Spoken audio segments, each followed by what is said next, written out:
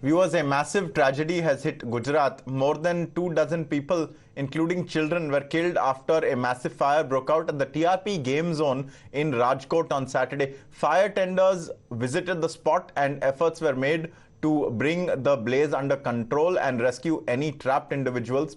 Meanwhile, Nitin Jain, the manager of the TRP game zone, and Yuvraj Singh Solanki, the owner of the game zone, have been arrested. Rajkot में बहुत दुखद घटना घटी हुई है। राजकोट के इतिहास में ऐसा पहली बार हुआ है कि ये गेम जोन में आज आग लगने की वजह से आज बहुत गंभीर लोगों की बच्चों की जान गंवाई है और अभी फायर ब्रिगेड की टीम ज़्यादा से ज़्यादा लोगों को रेस्क्यू कर सके और ज़्यादा से ज़्यादा लोगों को बचा सके, इस तरह की कार्यवाही चल रही है। My colleague Hiten has been reporting from the spot on the rescue and relief efforts. Take a look at this report. TRP mall के गेम जोन में जब आग लगी तब मंजर क्या होगा, ये तस्वीरें सिर्फ दिखाने के लिए काफी है। या अगर आप देखेंगे तो 3 मंजिला ये गेम जोन था जो अब पूरी तरह से जलकर राख हो चुका है और करीब रात में अब 3 बजने वाले हैं और यहाँ पर आपको दिखेगा कि चारों तरफ सिर्फ बुलडोजर ही बुलडोजर है जो इस वक्त अभी भी इस मलबे को हटाकर रेस्क्यू ऑपरेशन करता नजर आ रहा है। अब तक अगर हम बात करें 14 से 15 लोग अस्पताल में इलाज करवा रहे हैं। 27 मौत का आधिकारिक आंकड़ा जो है वो अब तक राजकोट प्रशासन की तरफ से दिया गया है, लेकिन जब तक ये रेस्क्यू पूरी तरह से खत्म नहीं होगा तब तक कुछ पता नहीं चलेगा। अभी भी 3 से 4 लोगों के मिसिंग होने की बातें जो है वो कही जा रही है। अगर मैं कुछ तस्वीर दिखाने की कोशिश करूं, हालांकि ज़्यादा आगे नहीं जा पाएंगे, लेकिन यहाँ से अगर मैं अपने वीडियो जर्नलिस्ट संकेत से कहूँगा कि अगर यहाँ से इस तरफ से अगर वो जूम करके दिखा पाए तो आपको दिखेगा कि किस तरीके से यहाँ पर नीचे का जो हिस्सा है वो पूरी तरह से जलकर खाक हो चुका है। यानी कि अंदर जो भी कुछ था वो पूरी तरह से जलकर जो है वो खाक हो चुका है। Meanwhile, politics has erupted over the tragic death, citing the Morbi bridge collapse, the Takshashila fire accident and the Baroda boat tragedy. The Congress says accountability needs to be fixed. The Congress has also questioned the BJP government's negligence and lack of accountability and also the responsibility towards ensuring people's safety. Rajkot के game zone में आग लग गई और अभी तक 24 जानें चली गई है। 24 लोगों ने अपनी जान गंवा दी है। एडमिनिस्ट्रेशन का कहना है कि ये आंकड़ा और भी बढ़ सकता है। इतने बॉडीज जले हुए हैं कि अब इसको पहचानना भी मुश्किल है। डीएनए टेस्ट करना होगा। क्या हो रहा है गुजरात में? ऐसी घटनाएं बार बार घटती है और सरकार को लोगों की जान की कोई चिंता ही नहीं है।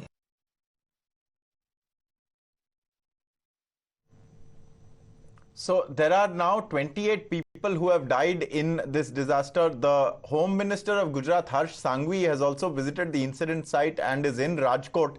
He also had spoken to the media. Listen in to Harsh Sanghvi. घटना बनी है जिसमें अनेक परिवारजनों को अपने स्वजनों को खोना पड़ा है। साथ साथ में कई बच्चों का भी इसमें देहांत हुआ है।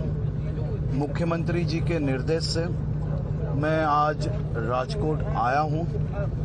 एसआईटी जो बनाई गई है वो एसआईटी को भी तात्कालिक सूचना दी गई है कि रात को 3 बजे से ही ये पूरी तहकीकात जल्द से चालू की जाए और आज ही रात जो कोई डिपार्टमेंट की एनओसीज, जितने भी डिपार्टमेंट्स ये परमिशंस के उसमें आते हैं और जो डिपार्टमेंट की अंडर ये गेम जोन्स कंस्ट्रक्शंस की जिम्मेदारी आती है वो सभी उच्च अधिकारी से लेके सभी जिम्मेदार अधिकारियों को 3 बजे से ही आज रात से कलेक्टर कचहरी में हाजिर रहने की सूचना दी गई है। Hiten joins us now from the incident site. Hiten, अब ये जो SIT रात भर काम की थी, इसने क्या पता किया ये आग कैसे लगी थी और गुजरात के मुख्यमंत्री कब आने वाले हैं?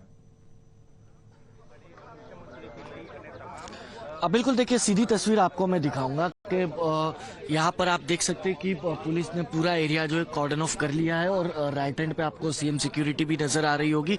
मैं अपने विजय से कहूंगा कि तस्वीरें दिखाएं।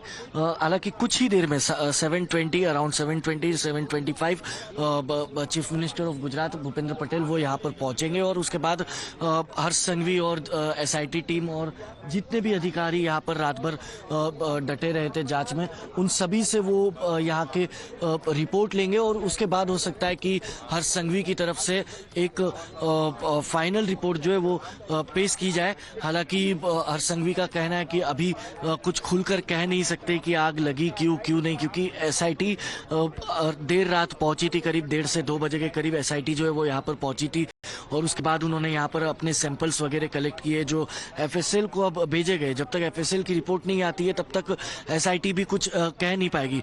तो यानी कि विद इन 7 डेज SIT को जो है वो चीफ मिनिस्टर गुजरात भूपेंद्र पटेल को अपना रिपोर्ट सौंपना है, तो 7 दिन के अंदर ही ये साफ हो पाएगा कि क्या होगा क्या नहीं होगा। लेकिन अब तक के जो अपडेट है उसमें 2 लोगों की गिरफ्तारी हुई है, एक मालिक और एक मैनेजर की गिरफ्तारी हुई है।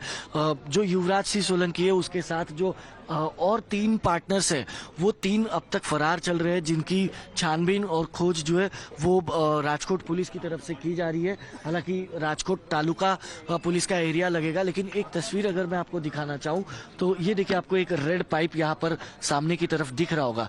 ये सब फायर सेफ्टी के लिए जो है कहीं ना कहीं गेम जोन हो या फिर मॉल हो वहाँ पर जो है वो लगाया जाता है। लेकिन यहाँ पर ये सिर्फ पाइप्स बिछाए गए जो कनेक्टेड नहीं है। पीछे जब हमने लास्ट टाइम आपको बताया था कि पीछे भी मोटर वगैरह बिछी हुई थी, लेकिन वो ये पाइप्स जो है उससे कनेक्टेड नहीं थे।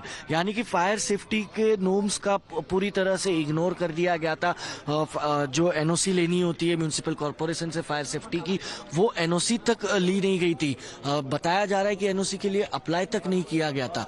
तो आप सोच सकते हैं कि कहीं ना कहीं खुद गेम जोन के ओनर्स ने ही मतलब कहीं ना कहीं इतने लोगों की जान को जो है वो रिस्क पर डाला और उसके बाद ये मंजर हुआ कि 28 लोग अब तक जो है इस पूरे के पूरे हादसे में मर चुके हैं और अभी भी ये पूरी तरह मलबा जो है वो हटा नहीं है। अगर ये पूरी तरह साफ होगा उसके बाद ही साफ हो पाएगा कि अंदर और कोई है या नहीं है, क्योंकि अब तक जो आंकड़ा दिया गया है राजकोट पुलिस को या फिर एडमिनिस्ट्रेशन को, जिसमें ये बताया जा रहा है कि 27 मिसिंग है, जिसमें 12 साल के उम्र से बच्चे से लेके हर उम्र तक के लोग हैं। लेकिन वो 27 में जो 28 बॉडीज रिकवर हुई है, क्या वो है या नहीं है, उसके लिए अभी DNA सैंपल्स रात भर कलेक्ट किए गए। जब तक DNA रिपोर्ट नहीं आती है तब तक कुछ कह नहीं सकते कि क्या ये आइडेंटिफाई बॉडीज ही मिसिंग बॉडीज है या नहीं है, ये अभी भी क्लियर नहीं हो पाएगा। यानी कि आने वाले 2 से 3 दिन में ही यहाँ पर क्या हुआ था क्या नहीं हुआ था, कैसे आग ने इतना बड़ा स्वरूप धारण कर लिया कि ये पूरा का पूरा गेम जोन जो है अब जलकर राख हो गया। अब देखिए, आजू बाजू में आपको नजर आ रहा होगा रेसिडेंशियल एरिया है, ये कोई कमर्शियल एरिया नहीं है। अब देखिए, ठीक इस गेम जोन को लग के आपको एक 3 मंजिला बिल्डिंग नजर आ रही होगी, ये सब रेसिडेंशियल एरिया है। अगर यहाँ पर मान लो कि कुछ बड़ा हादसा हुआ होता और उसमें अगर कुछ सिलेंडर ब्लास्ट हुए होते या फिर मान लीजिए कि गेम जोन में जैसे पेट्रोल डीजल की भी जरूरत होती है, अगर वो वहां पर मौजूद होता और उससे वो धमाका होता तो सोचिए कि यहाँ का मंजर क्या होता, ये आसपास के इलाके में भी उसका कितना इफेक्ट होता। सिर्फ गेम जोन नहीं बल्कि रेसिडेंशियल एरियाज पर भी इफेक्ट होता। तो कहीं ना कहीं सभी नॉर्म्स का दरकिनार किया गया है। गलती पूरी तरह से कहीं ना कहीं बात करें तो सिर्फ गेम जोन के ऑनर की नहीं है बल्कि म्युनिसिपल कॉर्पोरेशन की भी है, क्योंकि म्युनिसिपल कॉर्पोरेशन ने ध्यान क्यों नहीं दिया। इतना बड़ा गेम जोन उनके कॉर्पोरेशन एरिया में खड़ा हो जाता है और बिना किसी सेफ्टी नॉर्म्स के, बिना किसी फायर सेफ्टी के NOC के, ये म्युनिसिपल कॉर्पोरेशन को भी कैसे नहीं पता चला। तो ये सारे सवाल है, इन सारे सवालों के जवाब जो है जब वो SIT की रिपोर्ट आएगी उसके बाद ही साफ हो पाएगा, क्योंकि जब मोरबी हादसा हुआ था या इसके पहले बड़ौदा में जब बोट का हादसा हुआ था उस वक्त भी यही सारे सवाल खड़े हुए थे। तो उसके बाद हमने देखा कि मोरबी इंसिडेंट के बाद किस तरीके से मोरबी नगर निगम के कुछ अधिकारियों को सस्पेंड किया गया, कुछ को गिरफ्तार किया गया, बड़ौदा में भी कुछ अधिकारियों को सस्पेंड किया गया, कुछ को अरेस्ट किया गया था। ठीक उसी तरीके की तस्वीर जो है वो यहाँ पर भी देखने मिलेगी। लेकिन यही तस्वीरें बार बार क्यों देखनी पड़ रही है, क्यों ध्यान नहीं रखा जा रहा है? देखिए सिर्फ अब हम बात करें तो सिर्फ गेम जोन नहीं, हालांकि कल यहाँ पर जो हुआ उसका इफेक्ट पूरे गुजरात में हुआ। उसका इफेक्ट ये हुआ कि गुजरात के सभी गेम जोन को तुरंत गुजरात सरकार ने ऑर्डर कर दिया कि सभी को बंद कर दिया जाए। पहले फायर सेफ्टी की NOC है या नहीं है, सेफ्टी क्लियरेंस है या नहीं है, क्लियरेंस सर्टिफिकेट है या नहीं है, इन सब चीजों की जांच होगी। पुलिस, कॉर्पोरेशन, हर कोई जांच करेगा, उसके बाद ही खोलने के आदेश दिए जाएंगे। ये अगर पहले से ही कर दिया होता तो कहीं ना कहीं ये हादसा आज हुआ नहीं होता। दूसरी ओर ये पहले जो हुआ, सबसे पहले हुआ कोचिंग इंस्टीट्यूट में सूरत में 5 साल पहले, कोचिंग इंस्टीट्यूट के बाद हुआ पुल ब्रिज गिरता है मोरबी में, उसके बाद बनासकांठा में एक चिल्ड्रंस हॉस्पिटल में आग लगती है, उसके बाद बात करें बोट पलट जाती है बड़ौदा में, यहाँ पर ये गेम जोन जलकर राख हो गया। अब आगे और किसका इंतजार कर रहे हैं, क्योंकि हर तरीके से गुजरात सरकार को कदम उठाने पड़ेंगे, क्योंकि यहाँ पर ये कहा जा रहा है कि गेम जोन के लिए सरकार के पास कोई नियमावली ही नहीं थी, कोई भी प्रिकॉशंस के पॉइंटर्स ही गेम जोन के लिए बनाने के लिए गवर्नमेंट के पास कोई नॉर्म्स ही नहीं है। तो किस तरीके से उसका ख्याल रखा जाएगा? हालांकि अब बनेंगे, अब गुजरात सरकार जिस तरीके से एक्टिव हुई है तो आगे जाके करेगी, लेकिन ये सिर्फ सवाल यहाँ तक का नहीं है, इसके बाद आगे भी है कि कुछ प्ले स्टेशंस भी है बच्चों के लिए, जैसे जूनियर KG सीनियर KG में पढ़ने वाले बच्चों के लिए जो इंस्टीट्यूट होते हैं वहाँ उसके लिए भी कोई नियम नहीं है। अगर वहाँ आगे जाकर कोई हादसा होता है तो क्या उस हादसे गुजरात गवर्नमेंट के पास बहुत कुछ है जिसके लिए उनको जवाब देना पड़ेगा। अभी थोड़ी ही देर में आप कह रहे हैं कि मुख्यमंत्री उधर पहुंच